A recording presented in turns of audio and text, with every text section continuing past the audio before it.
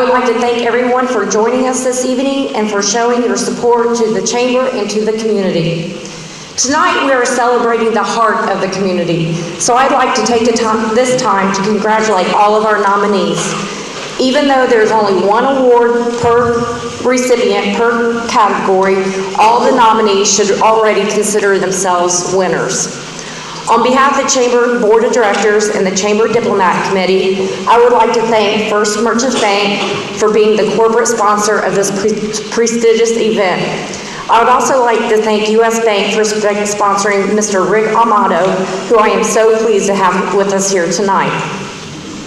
A special thanks goes out to CHS National Honor Society, JAG, and St. Gabriel Youth for being our volunteer servers, and Hatzler Textile Services for donating the table linens. Other sponsors I would like to thank are Fayette Regional Health System, Whitewater Valley Rehab, Shirley Risch American Heritage Realty, Duke Real Energy, and Cold Iron Heating and Plumbing. Before the invocation, I would like to explain the procedure for the silent auction. The auction will end after dinner and before the 2012 Chamber President, Melissa Matney, gives an introduction overview. We ask that you take your item or items with you this evening and the table set up in the banquet hall for you to make your payment.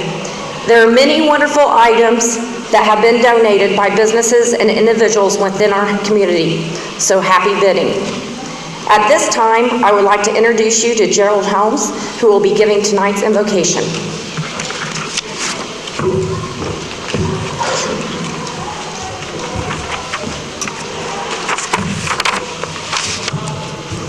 Let us pray. Father, I thank you for our Executive Director, Katrina Bailey, and all of those who have made this evening possible. I thank you for the grace of God that is upon their lives, and I ask you to bless them especially. I ask your blessing on this keynote speaker, that he will sense your presence and we will receive from him. Now, Father, bless those who we honor tonight. The Bible tells us that we're to give honor to whom honor is due. We ask you to bless the meal to our body and this fellowship. In Christ's name we pray. Amen. At this time, I would like to introduce you to Melissa Matney. She was the board president for 2012.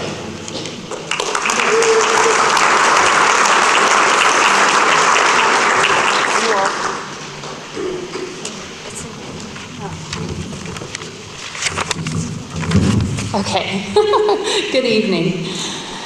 I want to just take a few minutes and reflect on 2012 and just highlight some of the events and activities that the Chamber participated in during the last year.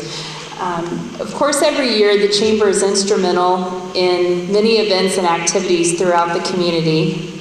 This year, from participating in the Back Home Again contest, hosting the new teacher luncheon that we host each year, raising funds for the fireworks celebration, and assisting the location for filming 7 Deadly Words, just to name a few.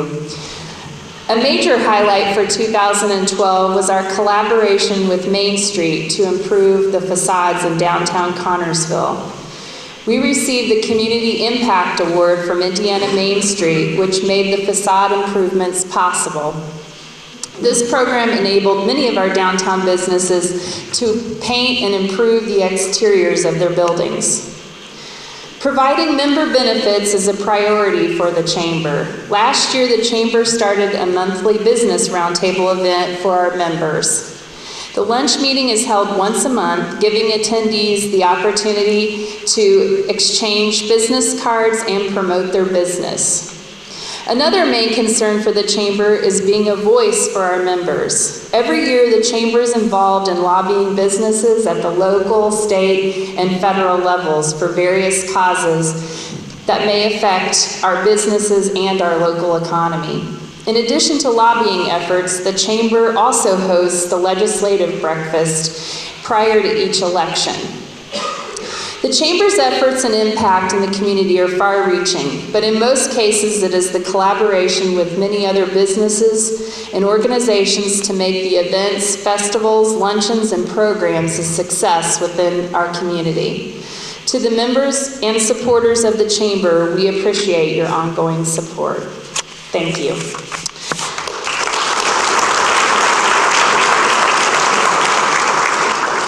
At this time, it is with great pleasure that I'd like to introduce our keynote speaker this evening, Mr. Rick Amato, and I will turn it over to him and give him the opportunity to share some thoughts with us this evening. Mr. Amato?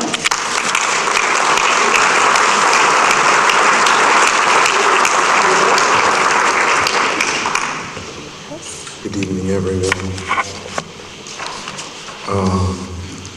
First of all, I'd like to say with the depths of my heart that it's very difficult for me to hold a microphone and speak at the same time. I was hoping this microphone here would be my microphone because my father is a full-blooded Sicilian Italian, so we talk with our hands. My mother is Cherokee Indian, so I tell people that makes me a Wapaho. So I also want to greet the Honorable Mayor, Leonard Urban. Your Honor, thank you. I noticed you got the first plate tonight. And was told very quickly by my guest and my friend, Pastor Reynolds, if you asked him for it, he'd give it to you. So it's the first I heard of you, and I believe it's true, and I want to thank you for being here tonight. Thank you for opening your heart to me. I also want to thank Mr. Ryan Baker, President of the Chamber, the honored Chamber members, Ms. Katrina Bailey, the Executive Director of the Chamber, Mr. Zane Bedore, County Commissioner, the honorable city and county officials and honored guests and community members, every one of you. Thank you with all my heart. It really is a great honor to speak to you. It's a great privilege. It's more than you can know for me, because the invitation to speak to your community is a unique and special challenge to me personally, because I was born and raised in the city of Detroit. And as I've been here for 3 days now, and I've watched everybody eat really carefully. I didn't eat, just because I don't eat before I speak, nothing against the chicken. It looked good. And the chocolate cake still looks good. Just desiring it strongly. Because I don't even know how to put this in a way that I can elocute it where it's politically correct and at the same time a manifestation of the passion in my heart. Now, if tomorrow is allowed to come for me and I am allowed to speak to your high school and junior high, we will cross the 1,500,000 mark in public schools in the United States. 1,500,000 kids, and that's in our spare time. As in just the past year, we've been in Israel 3 times, Haiti twice, Cuba 4 times, India and Africa, as well as birthing our 10th grandchild and celebrating our 37th wedding anniversary. So you can imagine, Detroit and Connersville are almost like being in the same place. The ambiance, the air of the city, the look on the people's faces. And if you look at the statistics at Connersville, your city is 200 years old. Detroit is almost 200 years old. In fact, it's over 200 years old.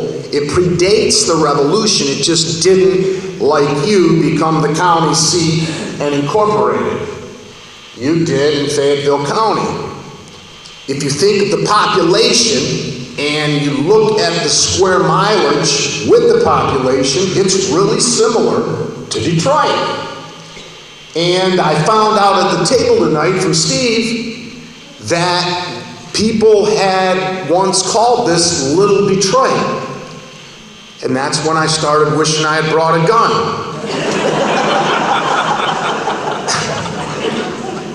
And there is a tendency, I'm not saying this is true, there just is a tendency when your population goes from 1.1 million to 630,000 in 5 years, there's a tendency to become mean. I was told the story when I got here that this policeman pulled this guy over and his wife was with him, and the policeman said, "Did you know you were going too fast?" And his wife said, "Ha! What'd he say?" The man said, "He said I was going too fast." He said, "Yes, sir, officer, I knew it." He said, "Could I see your driver's license?" And his wife said, "Ha! What'd he say?" His wife said, "Wants to see my driver's license." He said, "Yes, sir, officer, here." He handed it to him. And he looked at it and said, Detroit. He said, "You know, the meanest woman I ever knew in my life was from Detroit." And the wife said, "Ha! What did he say?" And the man said, "He said he knows."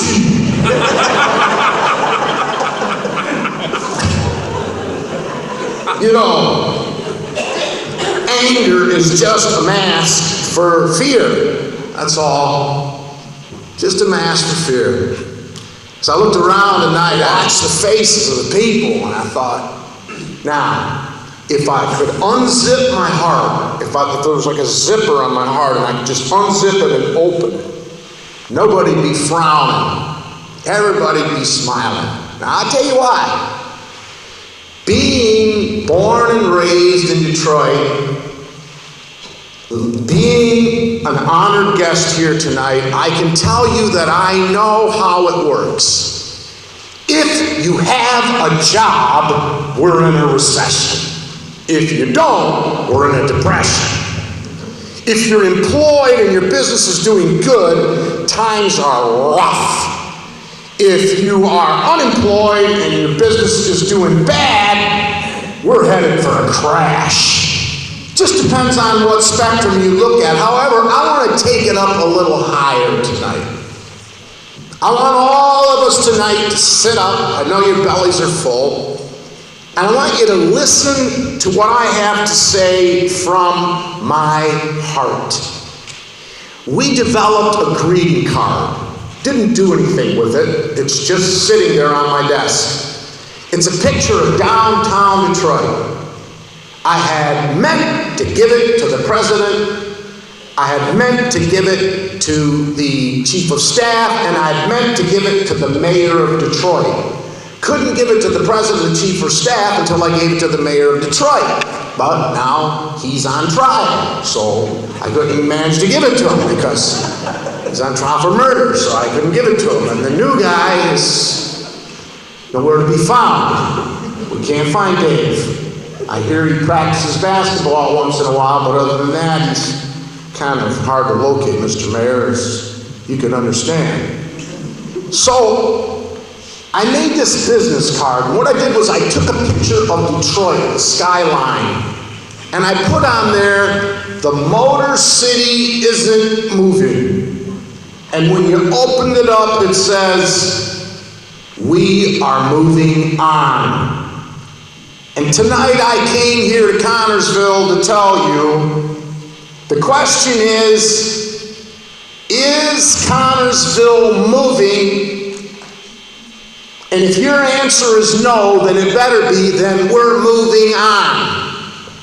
Bob Dylan said it best. The times, they are a-changing. And we can sit back and we can do the things that I stand in direct opposition against and have stood in the Kremlin to the White House and many places in between. I'm against guilt. I'm against blame. I'm against fear, and I'm against shame. Those are the four things I stand against. And there is a special place in my heart tonight for those of you that are politicians, and for those of you that are community leaders. And a special message I have for everybody who's watching by television, who will listen later by CD, those who may be able to pass the message on. When there are changes of global epic proportions like our world is going through now, the first tendency is to blame the politicians. But let me tell you, I am not a politician except for with my wife, Nancy Jean. And I am a very astute politician with her. I know exactly how to lie and tell the truth at the same time. I'm an expert at it. Did you drop that chocolate milk on the ground? Well, technically, no. The dog did. When I was feeding him out of my bowl. Were you feeding the dog out of your bowl? Technically, no. He was feeding himself out of my bowl. I just offered it to him. Did you offer him the bowl? Technically, no. He jumped up on me and begged for it, which led me to a crime of passion because I love my dog. So I'm not a politician and I'm not a diplomat. I'm a surgeon and I cut deep. So I want you to listen to me as I tell you. The issue we are facing in Connersville and Detroit is not the relationship of the economy to the people. It is the relationship of the people to the economy. And as long as we allow blame spoken at our tables, as long as we allow shame to cover our lives as though our worth depended upon our economic status, as long as we allow guilt to be impeding our progress, realizing that it's much more important for us to be aware of not what we can have brought into Connersville, but what are they doing in Beijing? What are they doing in Moscow? What are they doing in Mexico? What are they doing in Canada? And what can we do there? Because there are only two kinds of businesses in the United States. Those who have been hacked by the Chinese and those that are going to be hacked by the Chinese. That's the only two kinds of businesses there are. The battle we are facing, ladies and gentlemen, though nobody wants to admit it, is that we are currently in World War III. We're in it right now. We have been in it since 9/11. It's a totally different world we're living in. Karl Marx said that capitalism was a thesis and communism was the antithesis, and someday there would be a synthesis. When I spoke in the Kremlin in 1990, and they took the face of Lenin off the blue curtain, and they put a cross on. And while they took the cross down, they never put the face of Lenin back on that curtain. I said these words that I say to you tonight. Get ready, get ready, get ready. A new world is here. And there are those that want to fight it. There are those that want to preach against it. It's like throwing rocks at the moon. And as I've looked, I've noticed that among the crowd here tonight, Mr. Mayor, there's an astute body of people. I mean, you are dignified people. You are intelligent people. You're people of means. Some of you are people of great means. Others are climbers and people that will be people of great means. But every one of us here tonight has to ask ourselves, is the issue how the economy is affecting us, or is the issue how we are affecting the economy? What proactive steps are we taking in Connersville to make ourselves adapt? Because in species adaptation, what doesn't adapt dies. My mind goes back to people that lie. And, you know, there are a lot of people that can't help themselves. They're just pathological liars. I'm part of a community of people that rigorous honesty, we have to have it every day to stay alive. So honesty for me is not an option. If I lie to myself, I die. I have to be honest with myself. And that's what I'll be sharing in the high schools and the junior high schools tomorrow in the war on addiction. And, you know, our young people, what I'm about to say tonight to you is what will directly trickle down and affect them. Because addiction is a global epidemic. It is global. And you're either here tonight and you are an addict, or your life is directly affected by an addict. And I'm here to tell you that addiction is because of despair. Despair that is setting in on many cities like Detroit, where we now only have 600,000 people left, and 300,000 of them are Arabs. They're Muslims. They're not like the rest of the people in Detroit. What is despair? Here's some synonyms for it. The blues, dejection, depression, downheartedness, dreariness, the dumps, gloom, joylessness, melancholy, woe, wretchedness, cynicism, pessimism, resignation. There's the word, resignation. Are we lying to ourselves that we've resigned ourselves to the fact that it's the relationship of the economy to the people that matters? Somebody told me the story. They said this little boy was a pathological liar. They couldn't fix him. So they just tried everything. They took him to psychiatrists and psychologists. They couldn't help him. So they brought him to the minister. The minister said, bring him to me. I'll fix him. Little boy came in. Minister said, how you doing, son? Little boy said, pretty good, Rev. How about you? Minister said, not too good. Well, what's wrong? He said, well, today, son, on the way into the church,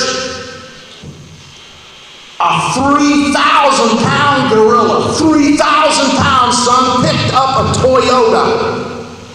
And he was about to smash me over the head with it. But before he could, a little 3-pound Chihuahua, you know those little Taco Bell dogs?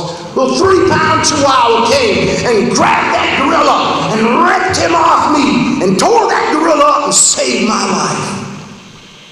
He looked at him and said, now, son, isn't that story kind of hard to believe? And the little boy said, because that was my dog. Listen to me. You may not admit it. You may not be willing to say it. You may not say it out loud to anybody, but I will. In Detroit and in Connersville, many of us are resigned to the fact that unless some Messiah appears, unless the politicians can make some miracle happen for us, unless some kind of wonder happens, Connersville's going to be destroyed. Connersville's going to be marked for extinction. Detroit's going to be destroyed. Well, I had the privilege to speak there at the Chamber of Commerce, and had the privilege back when Dennis Archer was the president or the mayor to speak twice. And I'll tell you the same thing I said in Detroit. I'm going to say to you that it is not the relationship of the economy to the people. It is the relationship of the people to the economy. As far as I can remember, it is still we, the people of the United States. And you can clap for that. If you don't want to, you should anyway. It's still we that determine our destiny under the hand of providence. It is still we that determine our attitude under the hand of providence. It is still we that determine our attitude under the hand of providence. And it is our attitude that determines our altitude. So if you're here and you're a politician and you've been getting all the blame, my condolences to you. Nobody could handle what's happened to Connersville. I don't care how good of a politician they were. At election time, it makes good for guilt and shame and fear and blame to be castigated upon politicians. I don't care how bad of a politician you are, how good of a politician you are. There's no politician that can handle what's happened to Detroit and what's happened to Connersville. It is part of a world, global, evolutionary process called the synthesis. It was bound to take place. It is taking place. And the issue is not is it happening, but how will we choose to react to how it is happening? Because there is another word besides despair. And that word is hope. Hope!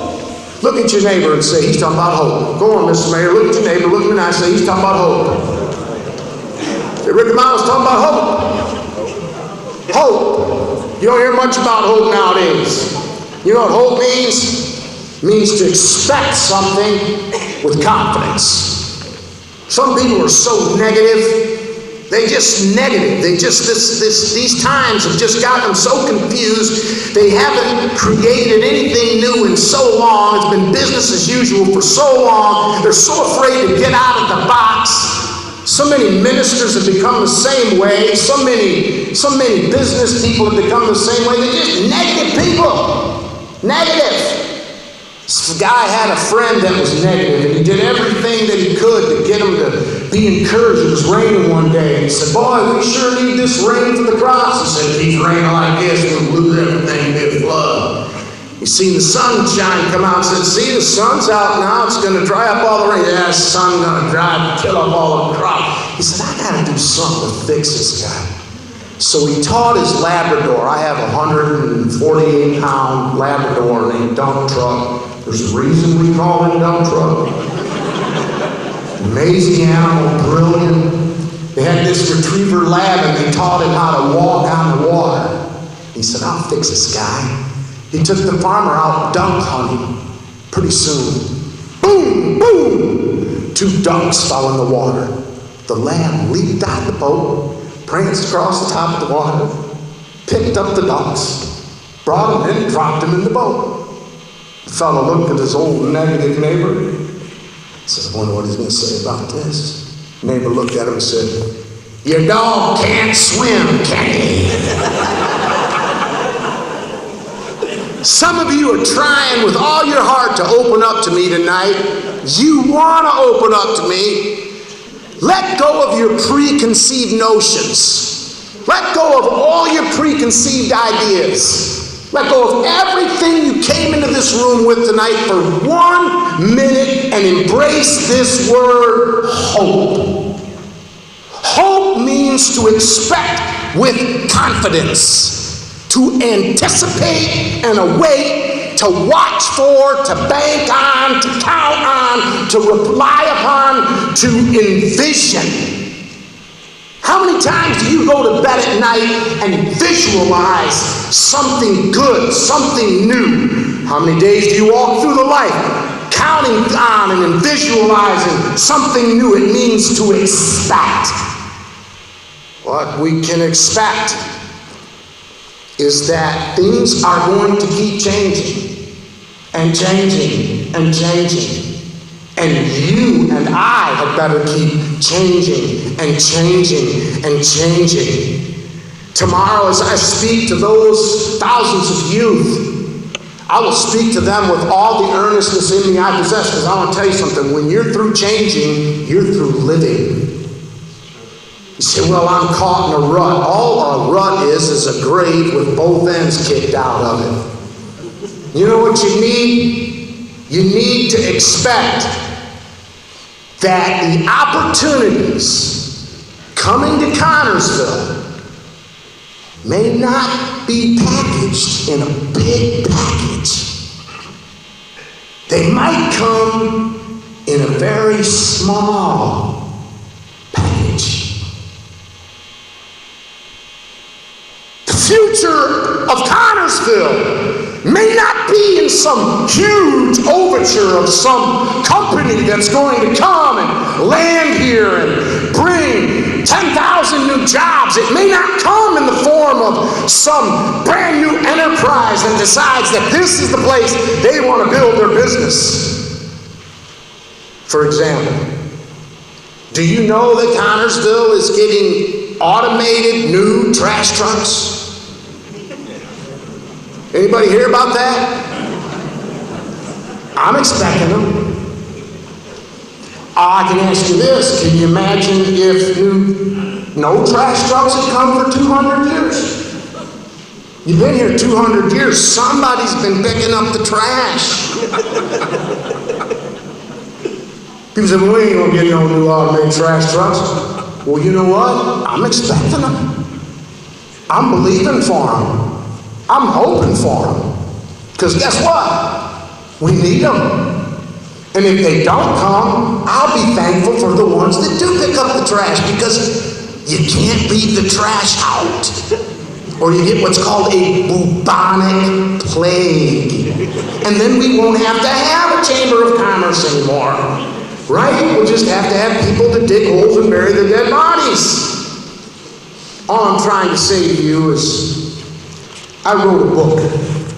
It's the only book I've written. I have a new book that's coming out this fall, but in 35 years of travel, I wrote this book called A Pocket Full of Pennies. And here's why. Do you know I find pennies everywhere I go? Listen to me. My wife and I, in 37 years, have found together between us over 4,000 pennies.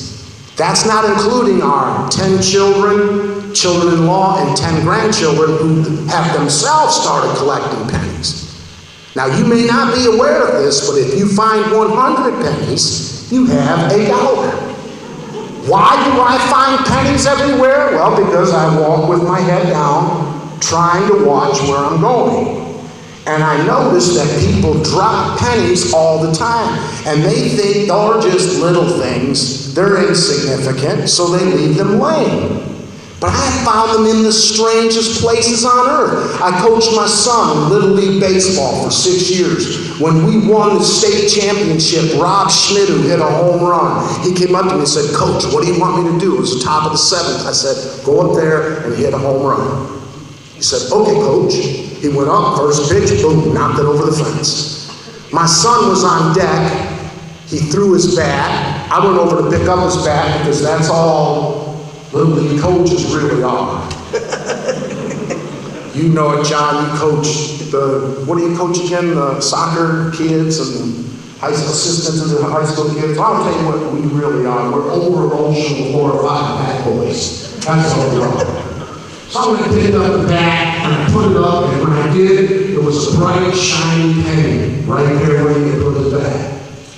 And I went to pick it up, and my son smiled with a twinkle in his eye and said, "I saw it first, Dad, but I knew you'd go crazy." And I knew! Any place I go where I find a penny, I get so excited. I get so thrilled. I want to tell you something. The reason is, it always reminds me the greatest opportunities do not come in the form of landing a major opportunity. The greatest opportunities come when you seize the initial opportunity and you capitalize on it. Then you get a bigger opportunity and you capitalize upon that. Then you get a bigger opportunity and you capitalize on that. To him that has some more be given, but to him that has not, even what he has shall be taken away. I'm serious. When we were in the Kremlin, and now I can say it publicly, when President Mikhail Sergeyevich Gorbachev first put his faith in God, because he announced it on his 80th birthday in the West Palm paper. I was never allowed to say it, but I can say it now. He said to me, "Go down into my personal study, put your feet up on my footstool, and one of my before. This was 6 years before this book was ever written. Before this book was written. So help me, when I put my feet up on Gorbachev's footrest, there on the footrest of the President of the USSR was a United States of America penny. Don't ask me how it got there. But I was dancing all around in Gorbachev's office. I found a penny. I found a penny. They had it all taped, I found out later. But no, Gorbachev tells me, we got your tape dancing, and why are you so crazy about a penny? Seriously, I was in Ankara, Turkey with Reggie White, the NFL football player, God rest his soul. His family and my family had taken a cruise to Turkey together. And Reggie thought I was nuts, because every time I'd find a penny, I'd go crazy. And Reggie'd say, man, you're crazy about pennies. I said, Reggie, they're everywhere. And they're the key to life. Pennies are the key to life. They really are, the little things. They're the key to deciding whether or not the economy to the people is the relationship or the people to the economy is the relationship. The pennies. That's what's important in Connersville right now, not the millions. The pennies. We have each other. Sure, we're different. What kind of a world be if we were all the same?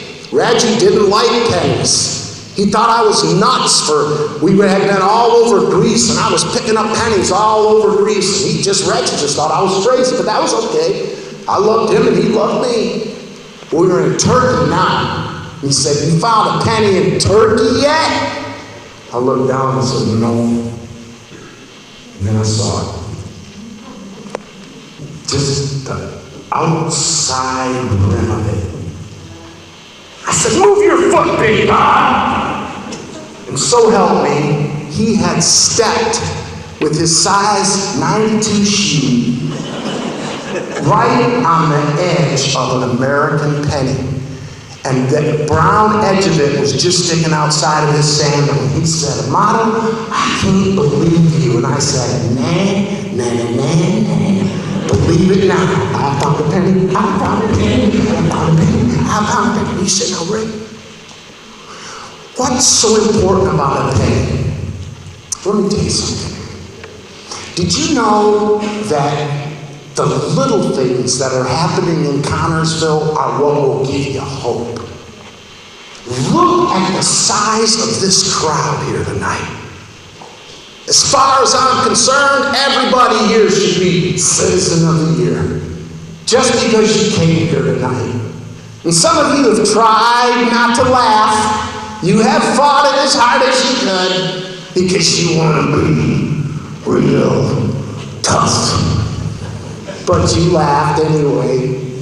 Everybody here's cracked a smile tonight. Everybody here's laughed. And just think about it. Really stop for a minute and think about it.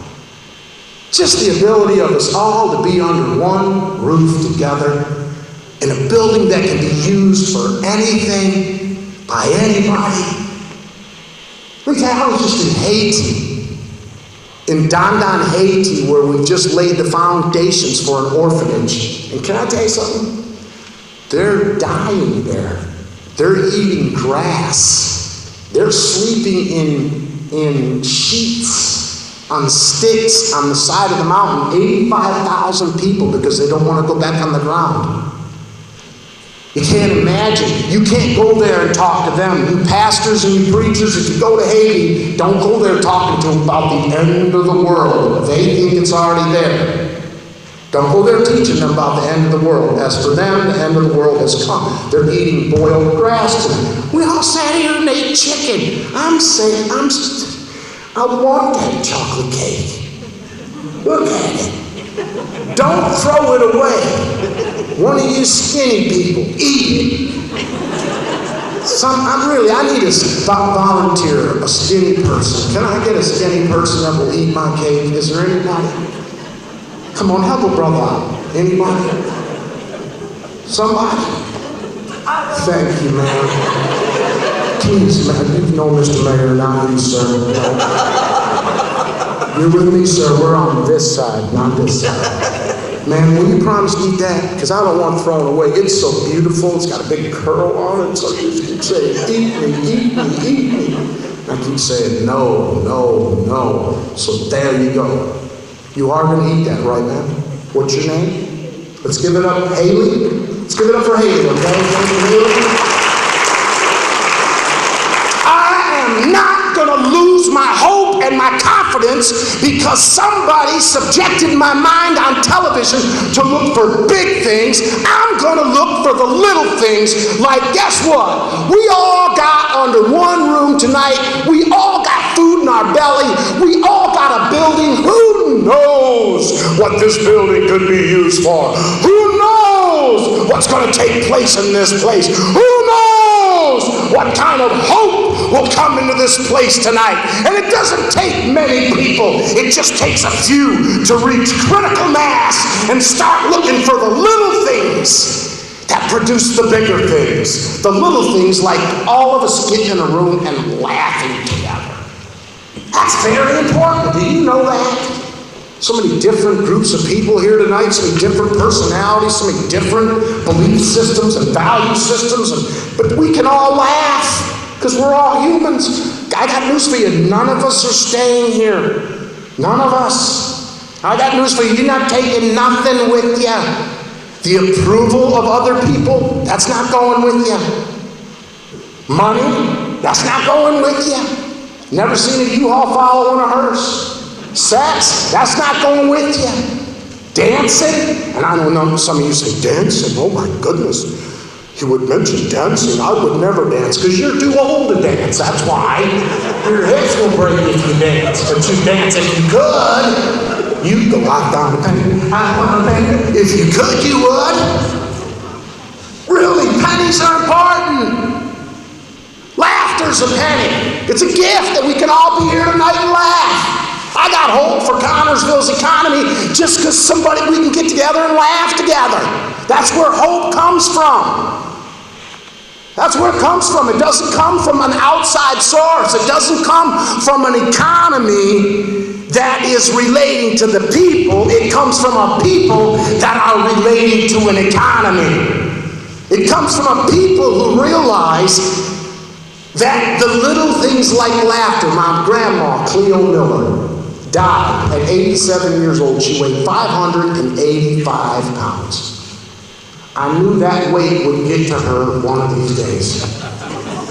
Let me tell you, she laughed from the time she got up in the morning to the time she went to bed at night. She never stopped laughing, ever, ever, never, ever, ever.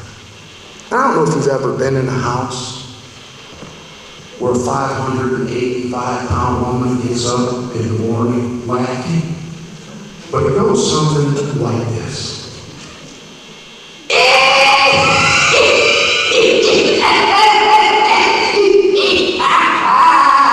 And the walls go, literally.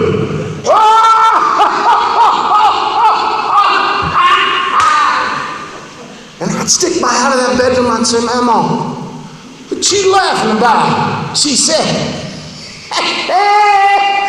I woke up this morning.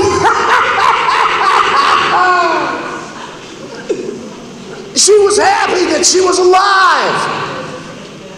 Family went through the Great Depression. She told me how on my mother's side they used to go door to door begging for food, and how my uncles and aunts would come home crying because the kids from the school would see them begging, and they'd have to go behind Kroger's and get the rotten cabbage and the rotten apples and the rotten lettuce out, and she'd cut the rotten part off and cook the good part for them. And I said, Grandma, you really remember the Great Depression? She'd say, I sure did. I'd say, well, do you remember when it ended? She'd say, yes, you don't, friend. I remember when I had 5 teenagers at the same time living in my house, wrecking my cards.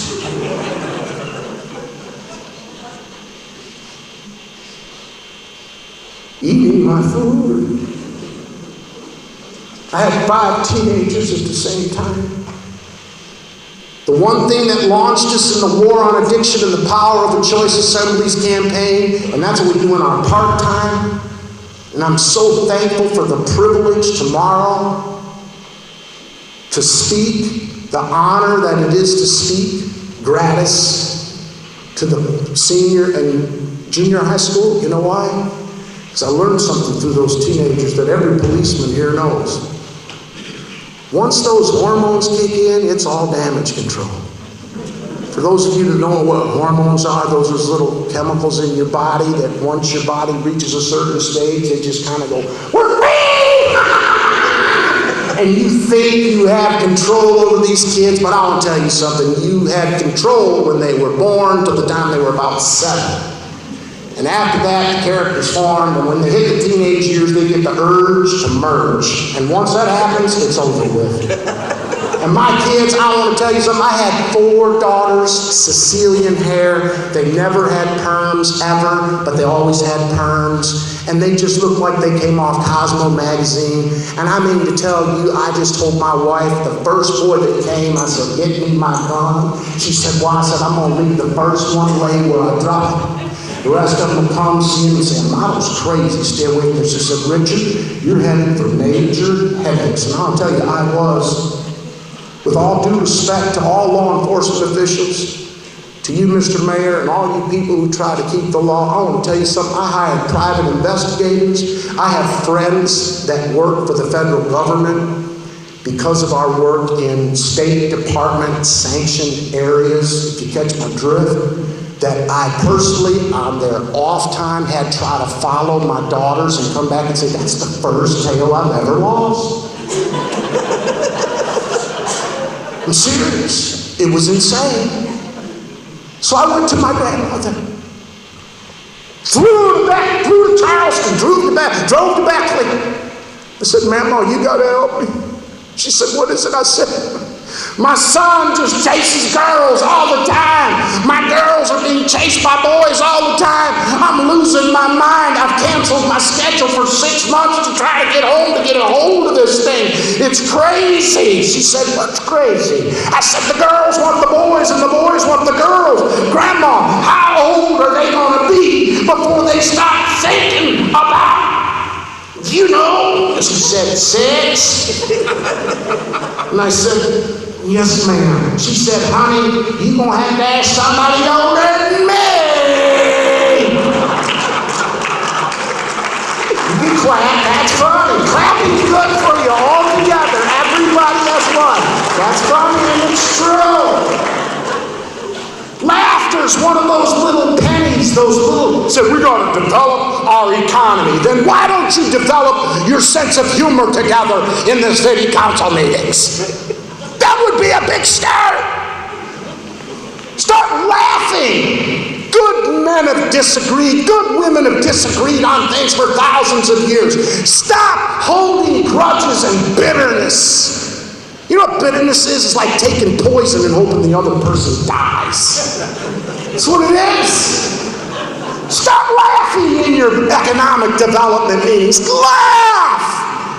It's proven that the brain releases norepinephrine, serotonin. I could list a whole plethora of brain studies that make the brain more creative. Laughter. These are the little pennies. And guess what? I'm going to speak to 2 schools tomorrow if I'm given the gift by providence of life. And you know something? Just one of those kids. Just one of them is all I'm there for. For 2 reasons. One, we got an email from Los Angeles, California, of a kid who was under the bleachers at the football game and they were passing around a 40 ounce, and when it came his time, he passed. And all the other 4 kids, there was 5 kids, laughed at him and said, you ain't gonna drink? He said, you heard what that dude said in our school? He said addiction is a brain disease. Let me say it again, addiction is a brain disease.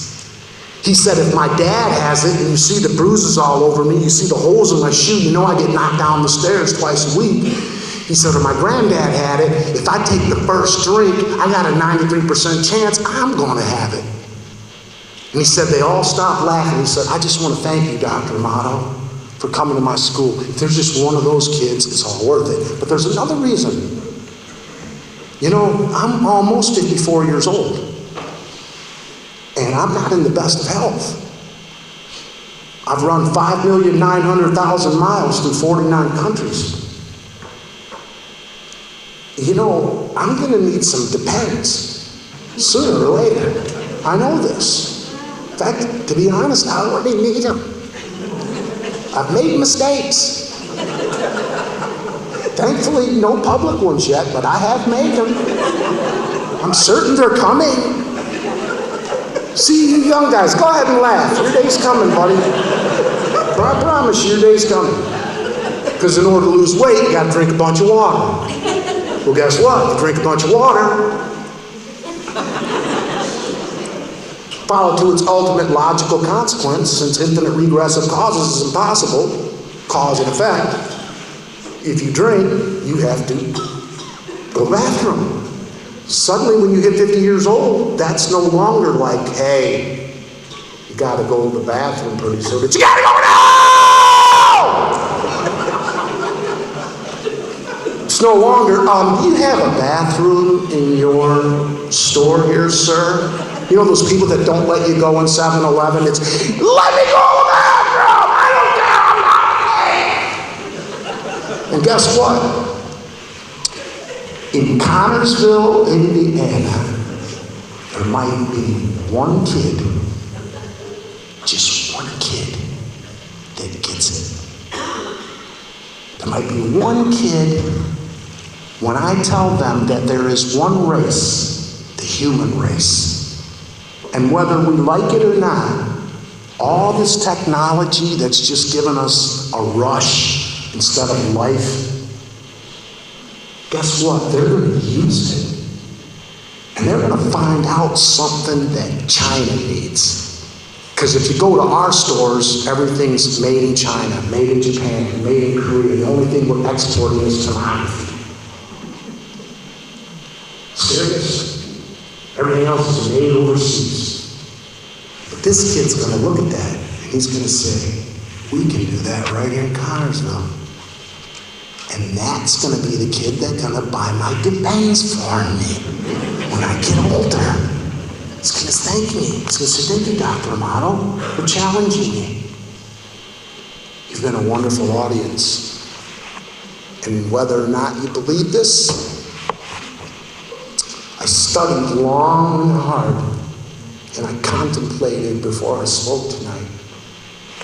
The word that came into my heart, by the way, your heart has 45 billion more brain cells in it than your brain does. And your bowels have 145 billion more brain cells in them than your heart does, but they're all dead. You can reawaken them through existential and transcendental experiences like meditation, stuff like that, but they're dead. By the way, I must admit, women use 15% of their brain at the same time. Men only use 10. That's why, if you're married, guys, you got two choices. You can be right, or you can be happy. Seriously. I have chosen happiness. There's two kinds of men, trained men and divorced men. Seriously. Just watch these young macho dudes, you know. My woman, come on. Later on, he's going to be saying, yes, Your Honor. Yes, Your Honor. Yes, Your Honor. In my house, there are two opinions, Mama's and the wrong one. And I can truly say we have never once ever considered divorce. Never. Murder, many times. Divorce, never. To bring on her, I said, with this ring I do thee wed, I'm sticking with you until I'm dead. Amen. Now let's start making babies. Come on, lighten up. Don't you understand? It's the little things. It's the pennies. It's not how the economy is related to us. It's how we are related to the economy. Connersville, if you ever became inseparable, you would be invincible. If you ever turned your gossip into gainful speech about each other like our founding fathers had when they founded this country, And the problem is we've never had a common enemy since World War II. Well, I'm going to tell you right now, we're in World War III. Right now, whether you know it or not. There are probability studies being done by the National Guard. Not possibility. Probability studies for a nuclear event on American soil. Is that what it's going to take? That's public news, by the way. It's public information. Is that what it's going to take? For us to stop gossiping about each other? That's a major step right there. Why not laugh with each other instead? What do you think your kids think when they see you devouring the same kid they go to school with's dad? They think they have to go to school and hate that kid. What do you think your grandkids think when they see you hoarding and flaunting your wealth over the other kid's family? They think they got to go to school and bully that kid. Help! The parents and grandparents are sicker than the kids. But laughter is a cure for all of that. I'm telling you it is. It's just a little thing. But it proves that it's the relationship of the people to the economy that matters. So I'll tell you, in Detroit and Connersville, we can move. We can, though, move on. We can establish committees and subcommittees. We can establish visionaries and actuaries to begin asking ourselves, not who can come to Connersville and save us, but what can we do with Connersville to go out and save somebody else?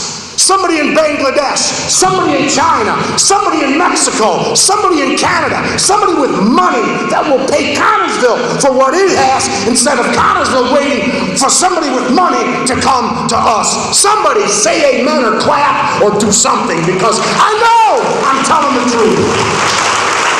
I know I'm telling the truth. It may not be popular, but I will stand here and say, I did what was right, Your Honor. Did what was right, Reverend. Thank you for bringing me here. Thank you for the privilege to speak. And the reason I'm so passionate is I know for sure we have the power to choose, but you can't choose the consequences of your choices. Tonight you've had a message delivered to you. And you can choose what you want to do with your message.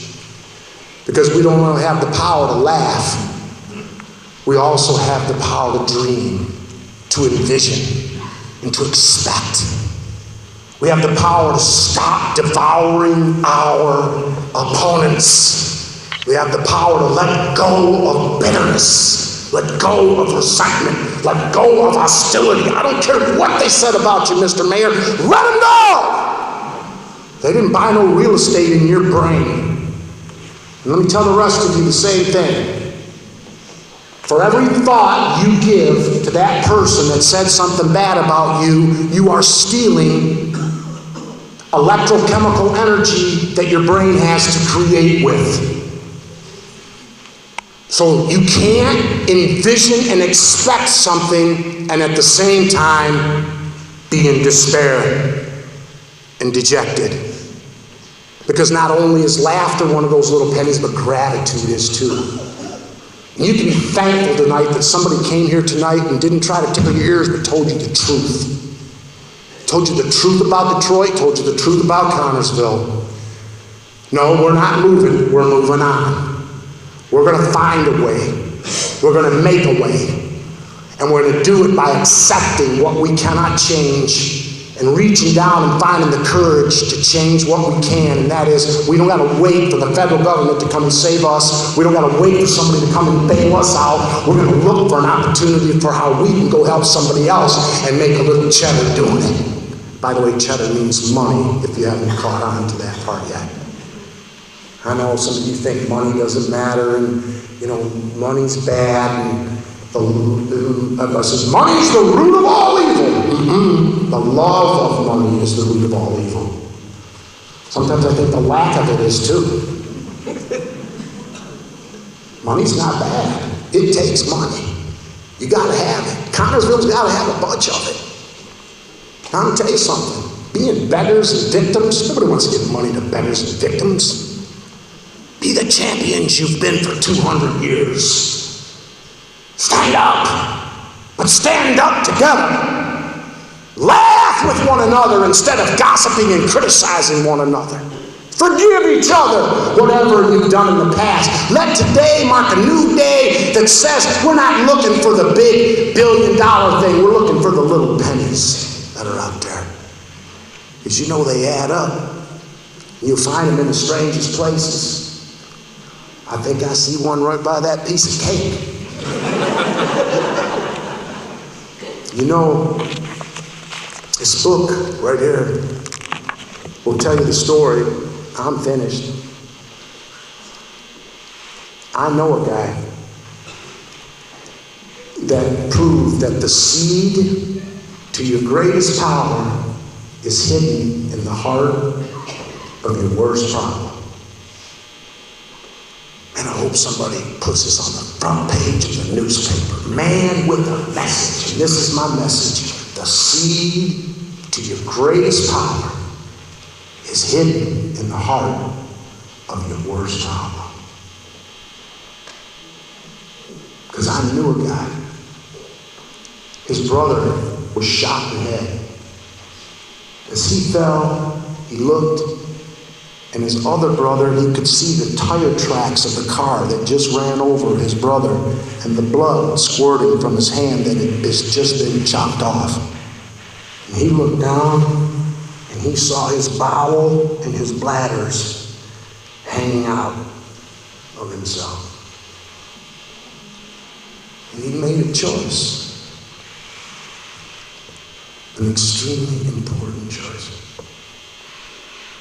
He made the decision to believe that we are not humans capable of having spiritual experiences, but that indeed we are spiritual beings sharing a collective human experience. And he began a quest that led him to what I will address in the appropriate situation on Sunday morning and Sunday night at Calvary Baptist Church. 3 decades later, that man stands here and speaks to you because that man was me. He said, well, how did... I talked to my brother yesterday. He's got a bullet in his head. He made the same choice. He's still alive. Talked to my other brother. He's still alive. He took bone out of his hip, rebuilt his neck, sewed his hand back on with microsurgery. They're both handicapped, but they're still alive. I have 2 doctorates hanging on my wall. And tonight, I'm in the great city of Little Detroit, or Big Connersville. And I'm telling you, life is not what happens to you. Life's what you make of what happens to you. And we're at the place now, right now, where we can decide as a community, every one of us, starting with you, Mr. Mayor. It starts with you, sir. With all due respect, I honor you, but it starts with you. But not with a plastic face, but a real heart. Go into our enemies, say an amen. Let's let bygones be bygones. We got to work together. Start laughing at your differences. Because guess what? In the end, in the final analysis, we're not getting any younger.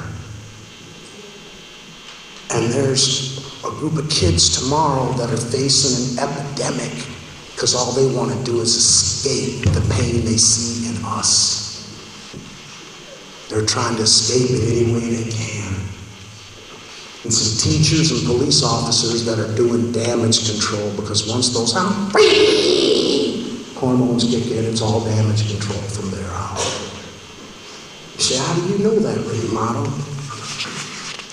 Because on Thursday, February 28, 2013, the privilege was given to me to come and stand before the Chamber of Commerce in Connersville, Indiana, and tell you It's not the relationship of the economy to the people. It's the relationship of the people to the economy. And for those of you that are rolling your eyes in your head, you just are depressed. You need to go get some Prozac. You do. For those of you whose hearts have risen in hope, don't you let anybody take it away from you. Thank you. God bless America.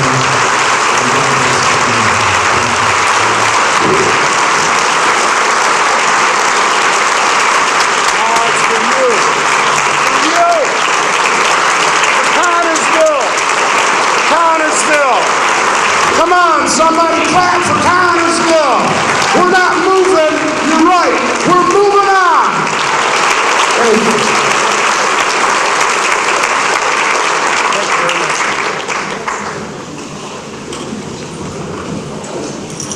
Was that wonderful? That was awesome.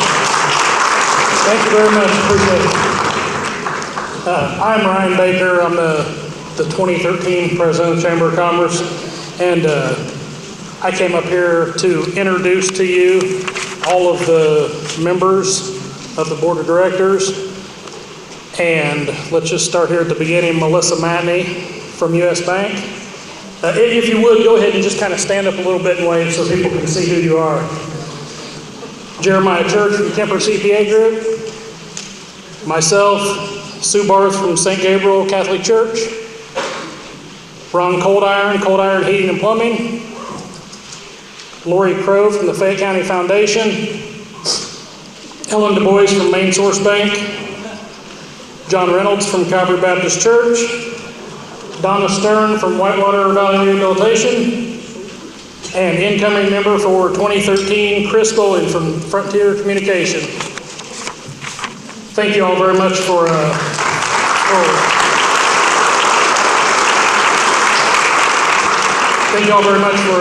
being a part of that board, and hopefully we'll have a fantastic year this year. And while I'm up here, I would like to present the plaque for Connersville Fayette County Chamber of Commerce 2012 Board of Directors, outgoing President, Past President's Award for Melissa Matney.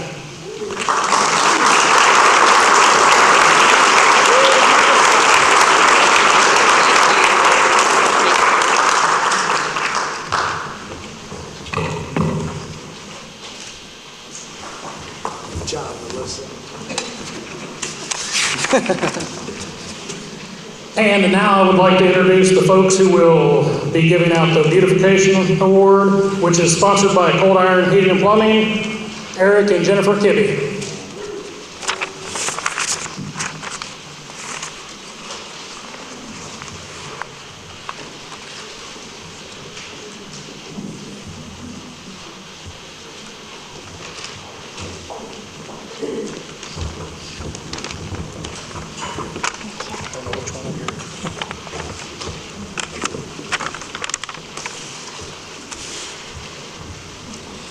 Today we have the honor of presenting the Beautification Award sponsored by Cold Iron Heating and Plumbing.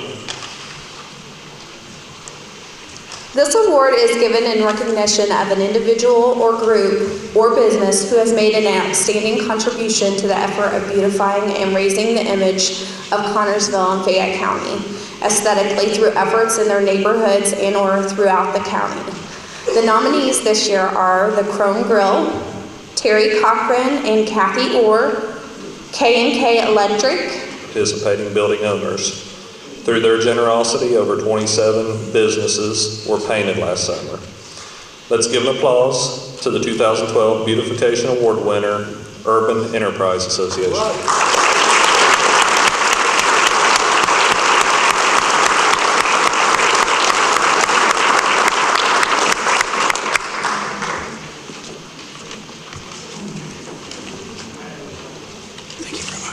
Congratulations.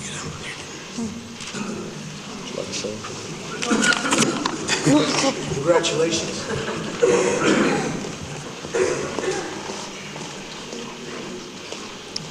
Who is next?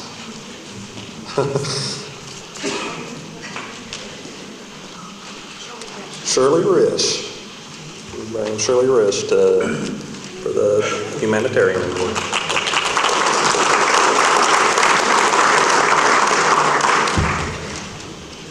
Thank you. Yep. Good evening, everyone, and thank you for attending. And I will think of you every time I pick up a penny. And by the way, the chocolate cake is delicious. The Humanitarian Award exemplifies caring and giving to the community. The nominees are, and will you please stand when I call your name? Holly Dunn,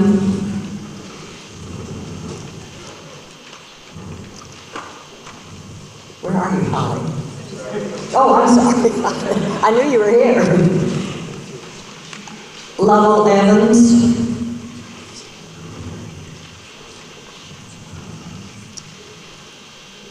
Ken Fuller. Jane Gazelle.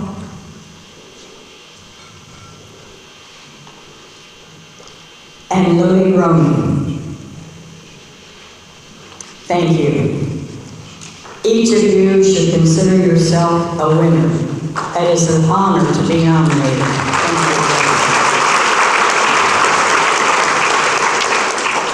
you. This year's recipient is an individual who is the spirit of hope, love, and service to the youth of our community. Her life's purpose has been to make a difference. The challenges she and her family faced made this seem impossible to a young girl, but through her faith in God and having key people in her life step up and make a difference, she is now paying it forward. At the age of 19, she spent a month in the Philippines on a mission trip, and this experience profoundly changed the way she viewed life. After enrolling at Indiana University East at the age of 23, she earned a Bachelor of Science in Behavioral, Social Science, and Psychology, a Bachelor of Arts in Communication, and a certificate in Hispanic Studies in less than 5 years, all the while working full-time and remaining heavily involved in the community. While at IU East, she served as a mentor to middle school youth, was part of a student events team, was the president of the Psychology Club, vice president and president of Psi Chi, the National Honor Society of Psychology. Also while at IU East, she was awarded the Student of the Year Award, Distinguished Student in Psychology, Distinguished Student in Communications Awards, and was chosen to give the commencement speech at her graduation. In 2005, she went on to pursue a master's degree in International Intercultural Communications at the University of Denver in Colorado. During her MA program, she was one of 11 students accepted. She worked in the organization along with peers who hailed from all over the world. While at the University of Denver, she received many scholarships and was a University College Employee of the Year. From 1999 to 2002, she served as an AmeriCorps member for the 21st Century Scholars Program. Today, our recipient is at the freshman success coach at Connersville High School and serves tirelessly in ministry. She is involved with the jail ministry on Tuesday evenings here in Fayette County. On Sunday afternoon, she and a group of teens hold church services for the youth at the Whitewater Valley Care Pavilion. 2 mornings a week, she meets with and offers a small group accountability time to a group of teens an hour before school and 1 group during lunch. She also serves on the Area 9211 Board, the Boy and Girls Club Committee, and the High School Dropout Prevention Committee. She serves as the youth minister to a youth program called FUEL, which stands for Friends Under Every Label, because of the program's diversity. The first night FUEL was held, she had 19 teenagers. 2.5 years later, Fuel averages between 80 and 100 teams each Friday. Her dream is for a Christian alternative school under the umbrella of a Christian discipleship program for teens and their families. It is my privilege to present the Humanitarian Award to Holly Dunn.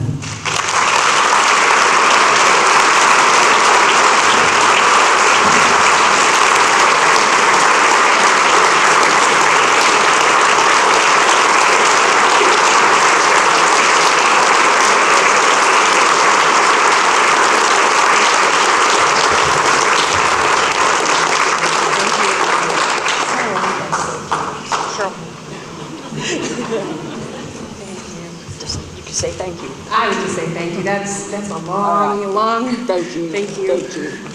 Thank you.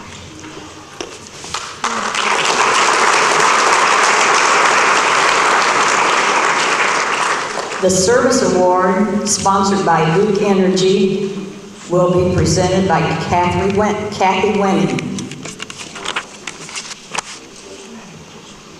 Thank you.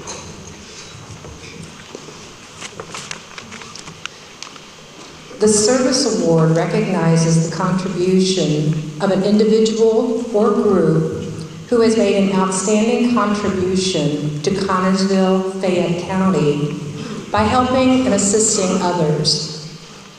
This award exemplifies caring and giving to the community. This year we had 4 nominees for this special award, and the nominees are Mike Hartzell, Historic Connersville Incorporated,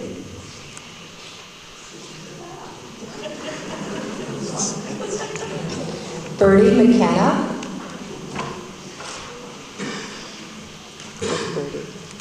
and David Flum. In a world where people rarely take time to think of others, this individual does. In a world where people want to take credit for the things they do, this individual doesn't.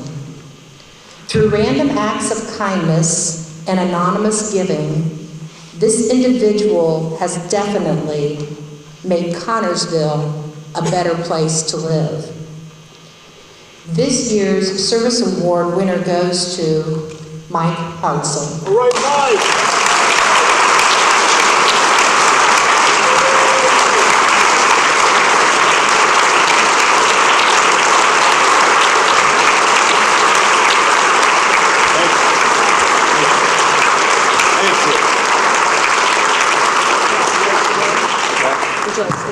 Yeah, I guess so. It's going to be hard to follow the Penny Wapaho. I don't know where he is. There he is. Well, I just want to say thanks, and there's a lot of you out there that, you know, you're all giving that you wouldn't be here, and thanks a lot. When I came to this community, my friend said, you don't want to move to that county. You don't want to move. But when I moved here, and like a lot of you, you're not from this county, the people were good to me. And over the years, a lot of work, and everybody was good to me. And I just want to give back, you know, what they gave to me, you know. As you get older, you see different things, and you look at things a little different. And I really appreciate it. So thanks, and I want to thank the Heck family for inviting me to this county. They were good enough to believe in me. We're seeing a lot of different, like he talked, we're seeing a lot of different, as we go into different houses now, we're seeing kids that, you know, where the mom and dad, where they burn up the kitchen the night before, falling asleep cooking, and we're just going into a lot of these homes, and I know the police go in there, and teachers, they run into this a lot too. It's really sad what we're seeing now. Things have changed over the years. When I moved here, times were good, and there's still some hope out there, and I see kids come into my office, and they don't have a dream. They don't. I say, what's your goals in life? And they have no goals. They don't see it. Christmas time, we had some kids over. Some of them didn't even have water in their house and that. And what kind of dream are they going to have? They don't know anything outside of Connersville. There's a big world out there. And so I appreciate this. Thank you. Appreciate it.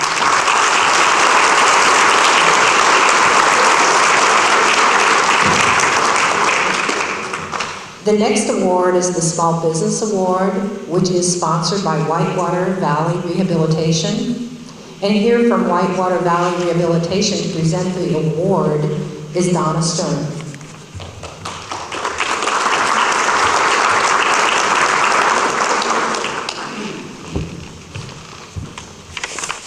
Good evening, ladies and gentlemen. As I call out the names of your organization for Small Business of the Year nominees, would you please stand? A neatly trimmed landscape, Advanced Products Technology, Communications Electronics, H&E Machine, Union Savings and Loan Association. They had quite a show there. We thank each and every one of you for being in Connersville. And at this time, I want to tell you a little bit about our winner tonight.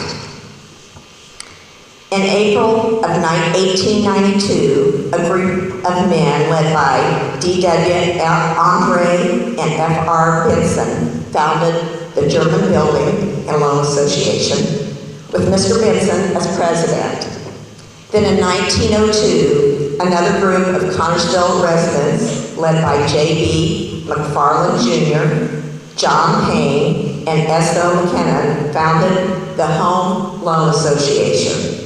With Mr. McFarland as president, these institutions and their leaders serve their members and the community well by making it possible for them to pool their resources and thus aid each other in providing sufficient finance to build homes.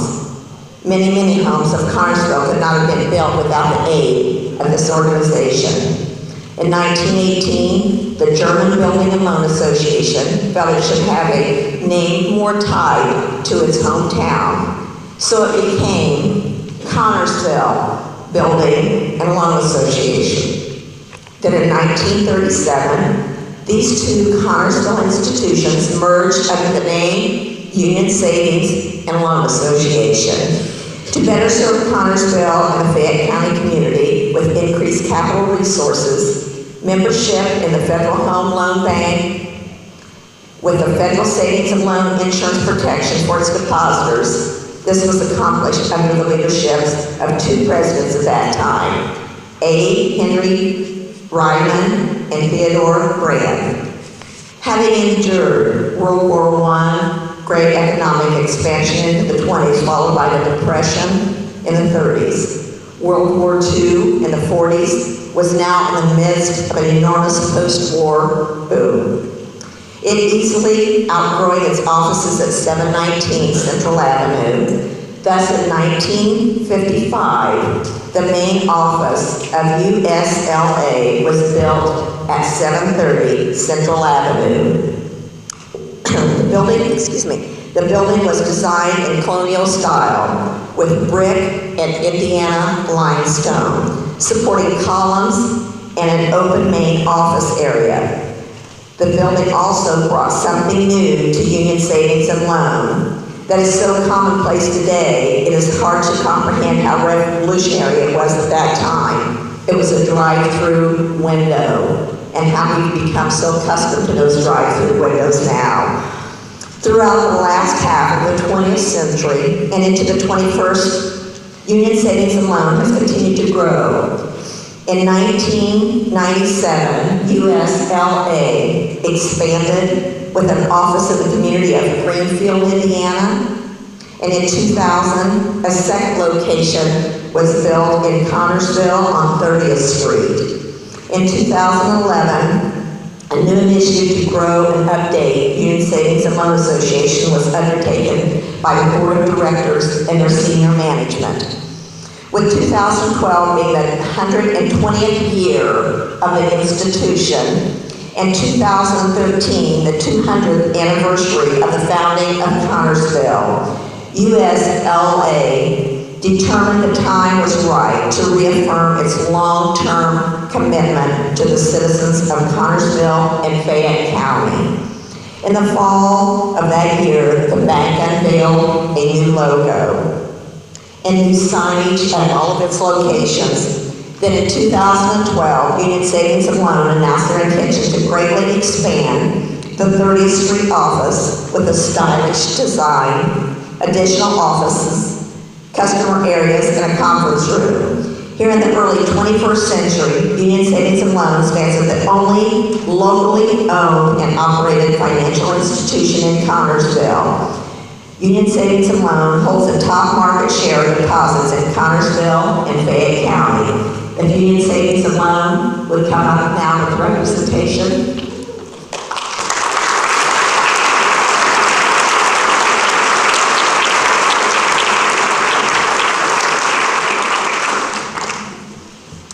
That was a long story to tell. Yes, a very good and long history of Connersville. Absolutely. Congratulations. Thank you very much.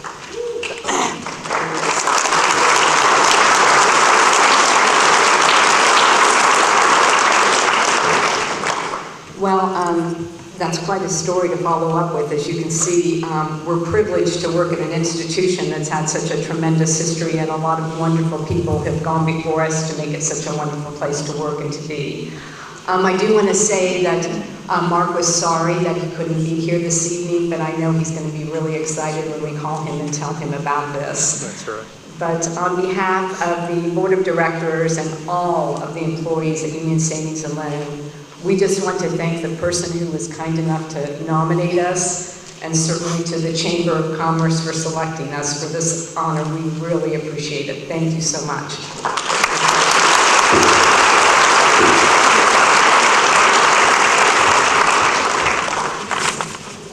And now the moment we've all been waiting for. At this time, it will be our Citizen of the Year Award that is sponsored by Fayette Regional Health Systems, and Louise Whitaker will be presenting that. Louise, would you come forward, please?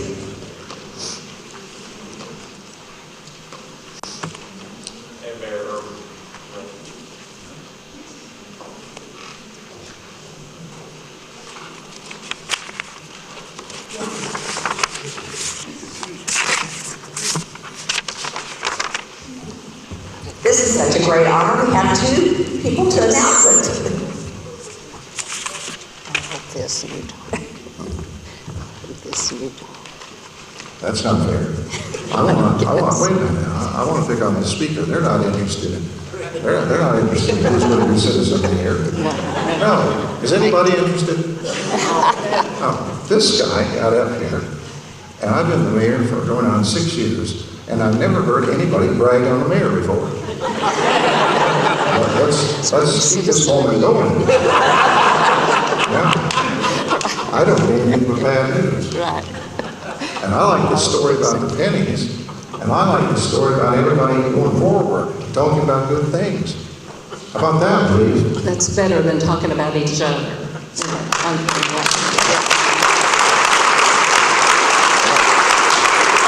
He didn't know it, but the police chief was sitting right over here, and I gave him a pep talk yesterday. And he's been kind of aggravated. He's been laughing ever since. Now, he's been aggravated with me, but I think he cheered him up, and I think tomorrow will be okay.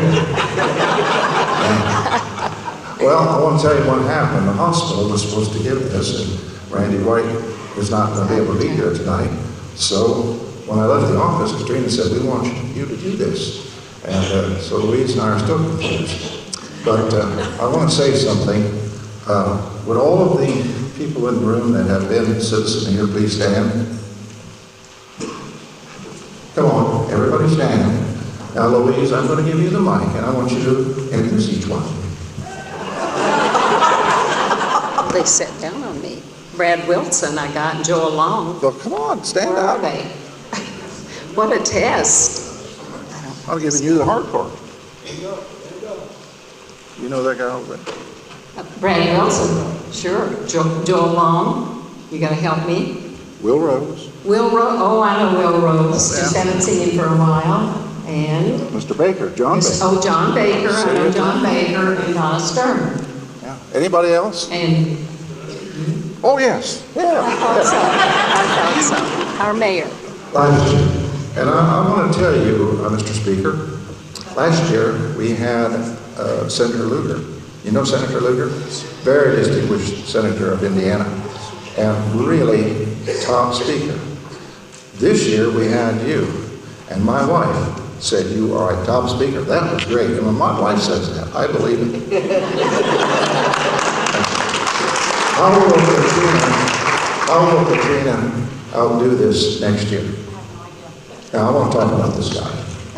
Oh no, maybe it's a girl. You know, there's a girl nominee. All the nominees stand up for Citizen of the Year.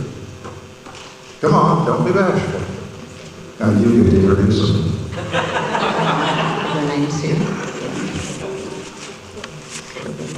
Oh, you can't read the Ralph paper. Burchett.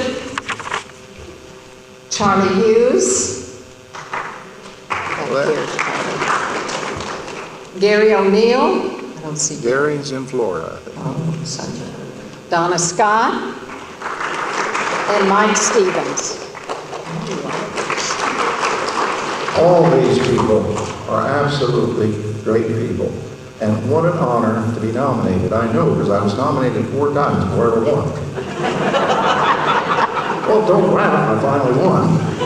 My wife said I thought they were going to have to give it to you in the casket. I don't want to tell you. I'm going to announce this because this is special. I want you to stay with me. This guy is about, no, maybe it's a girl. Maybe it's a girl. This person is about that tall. About that one. Not as bad as you said I was. You said it. I said it. You said the skinny girl, not you, the fat mayor. Maybe we should get serious. This is a very serious thing. Would you? Why don't you read this very carefully, and I'll begin to escort the distinguished citizen here to us. Okay. Ralph has dedicated his life to the youth of Fayette County. He is retired business teacher from Whitewater Technical Career Center, and he also serves as the director of the co-op program at WTCC.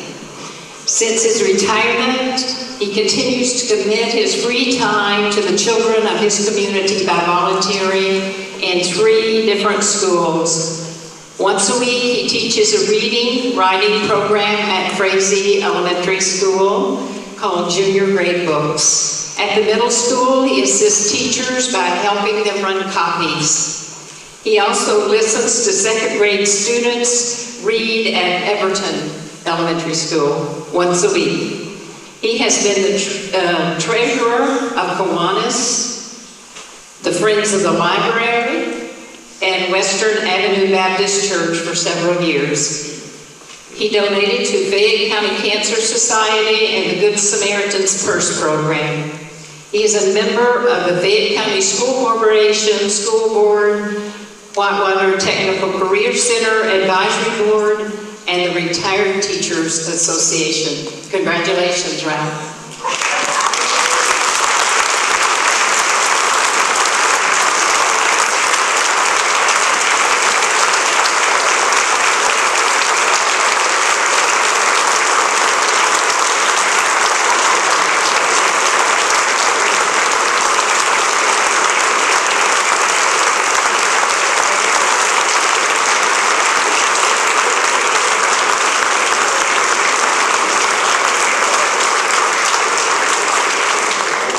You can give your 20-minute speech in just a minute. Ralph didn't have any idea that his son, Dane, would you like to introduce your son and daughter-in-law? Okay, well, of course, my wife. Rhonda, and my son Dane, and his wife Kelly.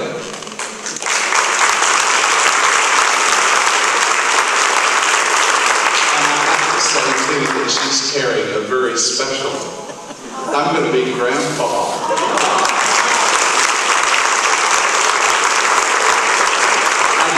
They would be here because I didn't expect to win this award.